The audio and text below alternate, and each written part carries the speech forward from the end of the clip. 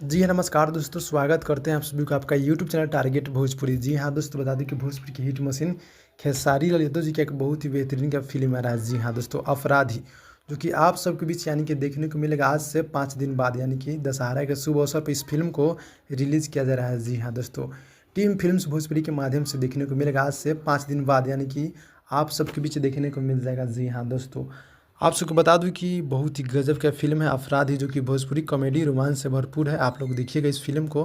Khesari ji fit में है और हीरोइन है, जो कि बहुत ही गज़ब का फ़िल्म होने वाला है। जी हाँ दोस्तों, आप सभी से देखिएगा फ़िल्म को। निर्देशक शेखर शर्मा जी हैं, भोजपुरी फ़िल्म है, बहुत ही गज़ब का है। जी हाँ दोस्तों, निर्माता राकेश शर्मा जी है, बहुत ही गज़ब के फ़िल्म होने वाला है। तो आप सबके बीच बहुत ही जल्द ये देखने को मिलेगा टीम फ़िल्म्स भोजपुरी के माध्यम से। जी हाँ दोस्तों, अपराधी, जिसका आप लोग लुक देख सकते हैं, मतलब ये वाला पोस्टर मतलब इधर रिलीज़ हुआ है दशहरा के शुभ अवसर पर। ऐसे तो इसका ट्रेलर भी आप लोग देखे होंगे। जी हाँ दोस्तों, तो वैल्यू छोटा सा अपडेट था, मिलते हैं अगले वीडियो में, तब तक के लिए धन्यवाद।